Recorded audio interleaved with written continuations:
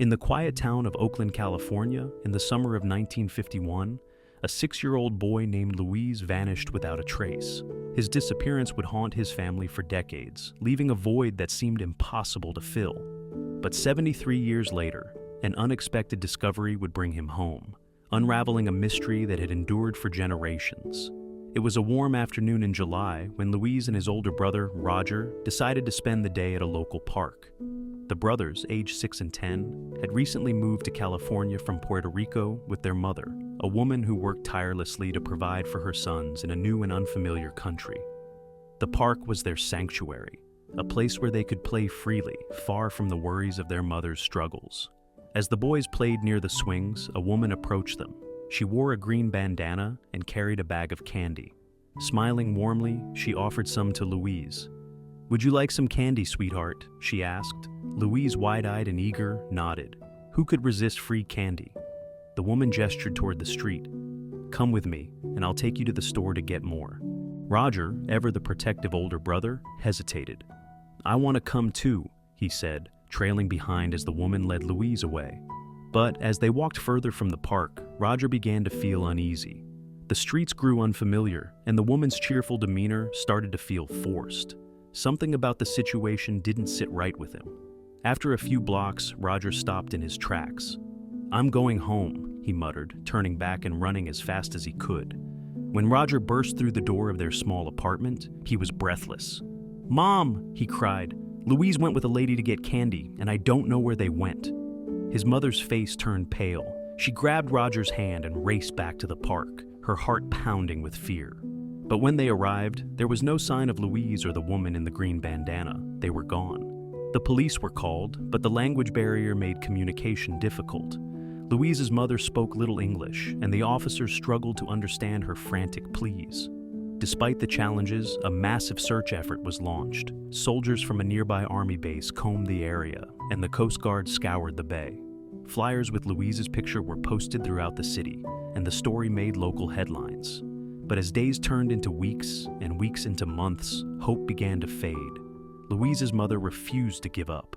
Every day she visited the police station, asking for updates. Every day she was met with the same answer: no news, no leads. Over time, her daily visits became weekly, then monthly, and eventually, she only came once a year. The officers knew her by sight. She would walk in silently, and they would shake their heads. Still, she clung to the belief that her son was alive, keeping his photo on the mantle and a newspaper clipping about his abduction in her wallet. Meanwhile, Luis was living a life far removed from the one he had known. After being taken from the park, he was flown to the East Coast, where he was adopted by a couple who raised him as their own. Luis grew up knowing he was adopted, but he had no idea he had been stolen. His childhood was relatively normal. He played sports, made friends, and eventually joined the Marines, serving 2 tours in the Vietnam War. After returning home, he became a firefighter, married, and had children of his own. But somewhere deep inside, Luis always felt a sense of displacement, as though a piece of his identity was missing. He had no way of knowing that, thousands of miles away, his biological family was still searching for him. Decades passed, and in 2020, a breakthrough finally came, thanks to a simple DNA test. Alida, a 63-year-old woman from California, had always been curious about her family history. One day, on a whim, she decided to take an at-home ancestry test. When the results came back, she was surprised to find a match with a man she didn't recognize. The results indicated they shared 22% of their DNA, suggesting he was a close relative, perhaps an uncle or cousin. Alida sent the man a message through the Ancestry website, but he never responded. Disappointed, she moved on, forgetting about the mystery match, until 4 years later, when a documentary about missing children sparked her curiosity again. She decided to dig deeper, searching the man's name online. When she found photos of him, her heart skipped a beat. He looked strikingly similar to her long-lost uncle Luis, who had disappeared as a child in 1951. Alida had grown up hearing stories about Luis. Her family had never stopped talking about him, keeping his memory alive through photos and anecdotes. Convinced she had found him, Alida went to the police. "I think this man is my uncle," she said, "the one who was kidnapped all those years ago." The police were skeptical at first, but the case had never been closed. They reopened the investigation, enlisting the help of the FBI and the California Department of Justice. Using the DNA match as a starting point, they tracked down Luis, who was now in his late 70s and living on the East Coast. When the FBI approached him, Luis was stunned. "You think I was kidnapped?" he asked, incredulous. He had always believed he was legitimately adopted. To confirm the truth, he agreed to take a DNA test. The results were undeniable. Luis was a match with Alita and the rest of his biological family. In 2024, 73 years after his abduction, Luis flew back to Oakland to meet his family. The reunion was emotional, filled with tears, laughter, and disbelief.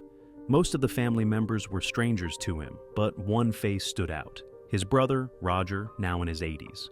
The two men embraced, their bond as brothers still strong despite the decades apart. For Luis, the reunion was bittersweet.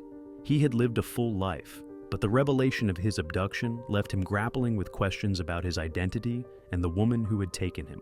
Sadly, his mother had passed away in 2005 at the age of 92, never knowing what had happened to her son. But her unwavering hope and love had kept his memory alive, paving the way for his eventual return. The mystery of the woman in the green bandana remains unsolved. Luis, who was only 6 at the time of his abduction, remembers little about her.